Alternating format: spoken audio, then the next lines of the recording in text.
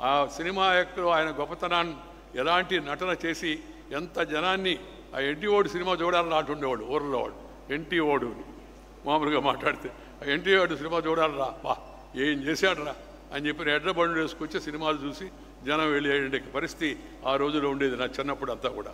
అలాంటి తన నటనతో ప్రజల్లో బాగా చొచ్చుకుపోయిన వ్యక్తి ఆయన. అనేక పౌరాణిక పాత్రల్లో ముఖ్యంగా ఆయన పరకాయ ప్రవేశం చేశాడు.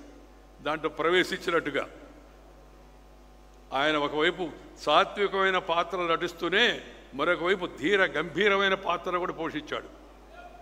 యుక్త వయసులో ఉన్నట్టు భీష్మ ఆయన చిన్న వయసులోనే భీష్ముడి పాత్ర వేశాడు. భీష్ముడు ఎలా ఉంటాడో మనం చూడాల. భీష్ముడు అంటే ఎన్టీ రామారావు గుర్తొచ్చే విధంగా ఆ భీష్మ పాత్రను నేటికి కూడా ప్రజలు మర్చిపోలేట అనుకుంటే భీష్ముడు అంటే రామారావు గారు కనపడేట పరిస్థితి వరకు తీసుకొచ్చాడు ఆయన. దాదాపు 5 దశాబ్దాల పాటు చిత్రరంగాన్ని ఆయన తన అసమాన నటన ప్రతిభా పాటవాలతో శాసించాడు. Really dictated. దాంతోపాటు వ్యక్తిగతంగా తాను మెచ్చిన మహనీయుల పాత్రను అందంగా చెక్కి దాన్ని మన ముందుంచేటికి ప్రయత్నం ఆయన చేశాడు. ఆ పాత్రల ద్వారా నటించి మెప్పించారు. శ్రీనాథ కవి సార్వభౌమం వంటి చలనచిత్రాలు ఎందుకు నిదర్శనం. శ్రీనాథుడి పేరుతో సినిమా తీయడం అంత సులభం కాదు. కానీ ఆ శ్రీనాథ సార్వభౌముడు ఆయనకి ఏ అయితే పాత్రలు నచ్చాయో చరిత్రలో పురాణాల్లో ఇతిహాసాల్లో ఏ పాత్రలు నటించాయో ఆ పాత్రలన్నింటిలో కూడా ఆయన నటించి ఆయన మనల్ని అందరూ కూడా మెప్పించేటికి ప్రయత్నం కూడా చేశాడు. నాకు రామారావు గారి పట్ల అభిమానం కలగడానికి 3 కారణాలు. 1 ఆయన క్రమశిక్షణ, 2 పట్టుదల, 3 చిత్తశుద్ధి. ఈ 3టితో పాటు అన్నిటికన్నా తెలుగు భాషపై ఆయనకు ఉండే అభిమానము, ఆ తెలుగు భాషకు ఆయన ఇచ్చినట్టే గౌరవము, తెలుగు భాషను ప్రపంచవ్యాప్తంగా ఎక్కడికి వెళ్ళినా తెలుగు భాషలోనే మాట్లాడి అందరినీ మెప్పించి మన యొక్క భాషా మాధుర్యాన్ని ప్రపంచానికి తెలియజెప్పడంలో ఆయన చేసిన కృషి కూడా అది నాకు ఒక రకమైన అభిమానాన్ని సంపాదించింది. ఆ తర్వాత ఆయన పార్టీ పెట్టుకున్నాడు. దానికి తెలుగుదేశం పేరు కూడా తెలుగుదేశం పార్టీ అని పెట్టారు.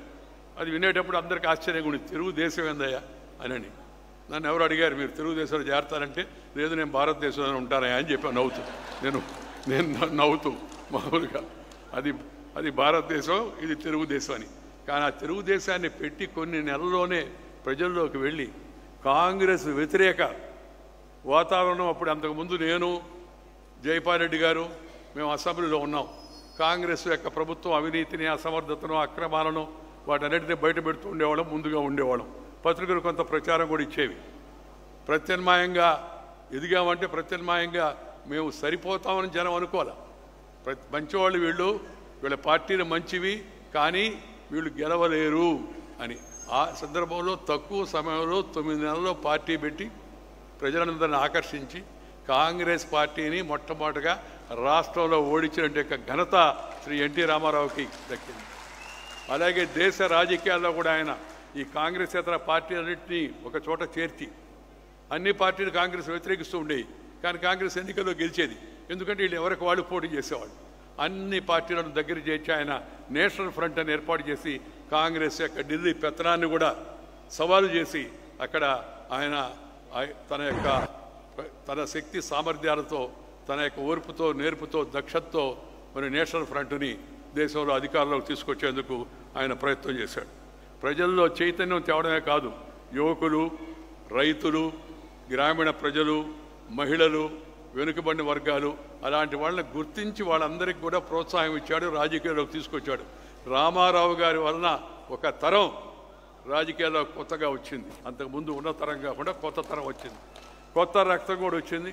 అందుకే అనేక అభివృద్ధి సంక్షేమ కార్యక్రమాన్ని చేపడితే అవన్నీ కూడా విజయవంతం అయ్యేందుకు వాళ్ళందరూ కూడా సహకరించారు. రామారావు గారు ఇంకో ప్రత్యేకత ఏంటంటే ఇందాక చెప్పారు కదా, ఆడపడుచుల పైన అభిమానం. జనాభాలో సగం ఉన్నారు, వారికి కూడా రాజకీయ అధికారం ఉండాలి, దానికి ముందు ఆస్తిలో అధికారం ఇవ్వాలని చెప్పని ఆస్తి హక్కు కల్పించినట్టు శ్రీ ఎన్టీ రామారావు గారు చరిత్ర మర్చిపోదు ఆ విషయంలో మాత్రం. అదేవిధంగా రామారావు గారు బలహీన వర్గాలు, వెనుకబడిన వర్గాలను దగ్గర తీసి వాళ్ళకి జిల్లా పరిషత్తులో రిజర్వేషన్ కల్పించాడు. అంతకుముందు లేదు, రాజకీయ రిజర్వేషన్ లేదు, రాజకీయ రిజర్వేషన్ కల్పించాడు. మహిళలకు, వెనుకబడిన వర్గాలకు ఆయన ఇచ్చినట్టు ప్రోత్సాహం అవుతుందో అది చరిత్రలో ఎప్పుడు కూడా నిలబడిపోతుంది. ఈ అన్నిటికన్నా ముఖ్యమైనది రామారావు గారు అవినీతి పరుల గుండెల్లో సింహ స్వప్నమై నిలబడ్డాడు. చండ శాసనుడు ఈయన. రామారావు అంటే చండ శాసనుడు, అవినీతిని సహించడు అని ఆయన పేరు చెప్తేనే భయపడేవాడు. అంతకుముందు అవినీతి పరులు ఉన్నవాడు కూడా సర్దుబాటు చేసుకొని మరి రామారావు గారి ముందు ఇవన్నీ లాభం లేదని అంటే తమ అలవాటు కూడా మార్చుకునే పరిస్థితిని శ్రీ ఎన్టీ రామారావు గారు తీసుకొచ్చి అవినీతికి అవకాశం లేకుండా చేశారు. అందుకని ఆయన్ని మామూలుగా అందరూ అంటుంటారు, ఈయన అవినీతి పరుల యొక్క గుండెల్లో సింహస్వప్నమై నిలబడ్డాడు అని చెప్పారు. ఇలాంటి అసాధారణమైన వ్యక్తిత్వం, కర్తృత్వం, మిత్రత్వం, నేతృత్వం ఇవన్నీ కలిసినట్టు వ్యక్తి అవుతుందో ఆయన తక్కువ వయసులోనే ఒక రకంగా చెప్పాలంటే అర్ధాంతంగా తనువు సాధించి వెళ్ళిపోవడం అవుతుందో తెలుగు ప్రజలకు చాలా తీరని లోటు అని చెప్పి నేను భావిస్తున్నాను. రామారావు గారి పేరు చిరస్థాయిగా ఉండాలా, ఆయన చేసిన మంచి కార్యక్రమాలు జనానికి తెలిసి రావాలా అని అంటే ఆయన జీవితాన్ని చరిత్రను ఒక పాఠ్యాంశంగా చేసి పెట్టడంలో తప్పు లేదు. దాన్ని ఎవరు కూడా రాజకీయంగా కూడా తప్పు పట్టేందుకు అవకాశం కూడా లేదు. రామారావు గారు రాజకీయాలకు అతీతంగా తెలుగు ప్రజల యొక్క గుండెల్లో నిలిచిపోయే వ్యక్తి. అలాంటి వ్యక్తి యొక్క జీవిత విశేషాలు, ఆయన పట్టుదల, ఆయన క్రమశిక్షణ, ఆయన అవినీతి పరుల పార్టీ సింహస్వప్నమై నిలబడడం, ఆయన తీసుకొచ్చిన పరిపాలనా సంస్కరణలు, ఆ దక్షత, వీటన్నిటిని కూడా నేటి తరం తెలుసుకోవాల్సిన అవసరం ఎంతో ఉంది. దాన్ని పాఠ్యపుస్తకాల్లో చేర్చాలని చెప్పని నేను కోరుకుంటున్నాను. అది చేస్తారని నమ్మకం కూడా నాకుంది. చాలా సంతోషం ఈరోజు ఈ కార్యక్రమాన్ని ఏర్పాటు చేస్తే ఈ కార్యక్రమానికి మీరు అందరూ కూడా పెద్ద సంఖ్యలో ఇక్కడ వేసిచ్చారు. నన్ను కూడా వచ్చి జనార్దన్ గారు పిలిస్తే నేను తప్పనిసరిగా రామారావు గారి పేరు జరిగే కార్యక్రమానికి తప్పనిసరిగా వస్తాను. ఆ కార్యక్రమంలో పాల్గొవాలని నాకు కూడా ఆసక్తి ఉందని చెప్పాను. నేను ఇప్పుడు రాజకీయాల్లో లేను, ఏ పార్టీలో కూడా లేను. రాజకీయాల గురించి, వ్యక్తుల గురించి, వ్యవస్థల గురించి మాట్లాడతాను కానీ రాజకీయ పార్టీల గురించి మాట్లాడను. అందుకని రాజకీయ విషయాలు నేను స్పృశించను. రాష్ట్రంలో, దేశంలో, గ్రామీణ ప్రాంతంలో పుట్టి ఒక అత్యున్నత రాజ్యాంగ పదవికి దాకా చేరుకొని, రెండవ అత్యున్నత రాజ్యాంగ పదవి దాకా చేరుకున్న తర్వాత కొన్ని విలువలు, కొన్ని సాంప్రదాయాలు, కొన్ని పద్ధతులు పాటించాలి.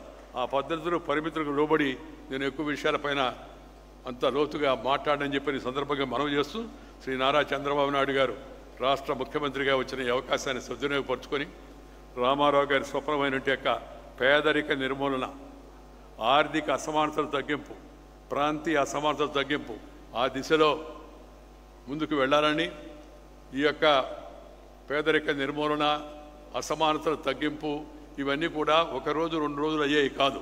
దానికి ఒక దీర్ఘ ప్రణాళికతో వారు నిన్న విజన్ 47 అని పెట్టారు.